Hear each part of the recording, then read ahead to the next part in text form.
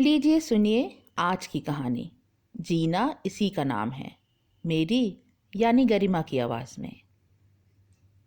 अकेलापन, शायद यही एक ऐसा एहसास था जो मुझे एक डरावने सपने जैसा लगता।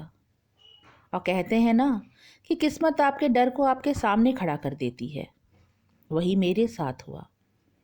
जीवन के 60 मील चलने के बाद यह अकेलापन मुझ पर जोरों से हंसने लगा। मैं इसके आने से पहले ही डर गई।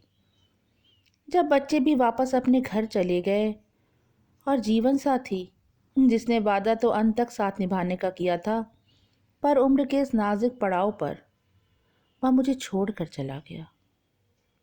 मैं वैसा ही महसूस कर रही थी जैसे स्कूल में पहले दिन किया था, जब मेरी माँ मेरा हाथ छोड़कर एक अनजान जगह, अनजान चेहरों के बीच वापस चली गई थी। रात आई तो घबराहट और बढ़ गई। कभी जिंदगी में अकेले नहीं सोई थी। फिर मुझे अपनी नानी की कही एक बात याद आई कि सोने से पहले भगवान को बीते दिन के लिए धन्यवाद करना चाहिए और दिन में घटी अच्छी बातें लिखनी चाहिए।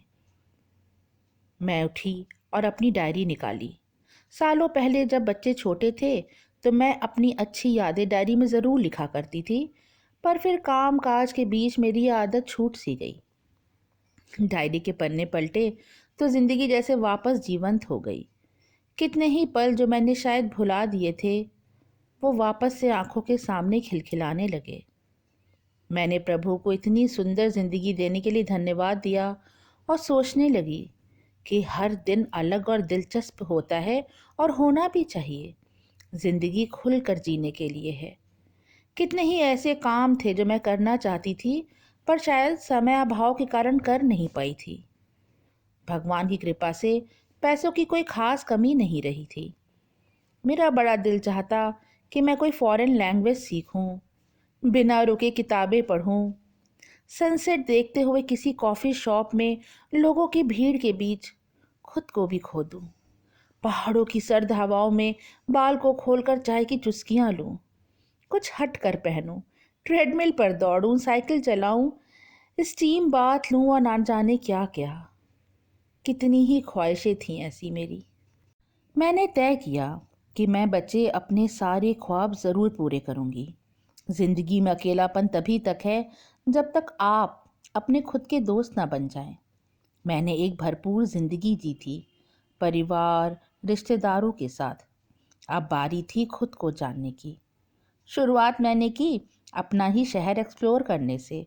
और सच मानिए, वर्ल्ड टूर जैसा मज़ा आता है इसमें। 13वीं गली की नामचीन धनिया के आलू और चौक के लजीज भटूरे, नदी किनारे गरम मैगी के तो क्या कहने। और पब्लिक ट्रांसपोर्ट से चलने का एक अलग ही मज़ा होता है। मेट्रो का शानदार सफ़र और बुधवार को लगने वाली लोकल मार्केट। मैं शॉपिंग करती और सभी के लिए कुछ ना कुछ ज़रूर खरीदती और उन्हें कोरियर करके भेजती। मुझे अब कई फ्रेंड्स और रिलेटिव्स के कॉल भी आने लगे थे। फिर मैंने आस पास की जगहों पर जाना शुरू किया, 50-100 किलोमीटर के दायरे में। जिस शहर भी जाती वहाँ की लोकल मार्केट ज़रूर घूमती और डायरी लिखना जारी रखा। मैं खुद को इतना थका देती थी कि रात को अकेलेपन का डर मुझे अब नहीं सालता था। मैं जो भी किताब पढ़ती उसकी अच्छी बातें ज़रूर लिखती। फिर मेरी ज़िंदगी में आया एक यू टर्न, जब अचानक एक दिन बाथरूम में फिसलकर मैं गिर गई और मेरी पेल्विक बोन फ्रैक्चर्ड हो गई। कम से कम 3 महीनों के लिए बेड रिडन थी, पर हार मानना अब मेरे मन ने दरकिनार कर दिया था। मैंने अपने लिए एक नर्स रखी और उसे कुछ एक्स्ट्रा पे भी करती थी। और वो मेरे लिए मेरा लिखा सब कुछ लिखती थी और अपने सुझाव भी देती थी। मैंने देखते देखते एक किताब ही लिख डाली।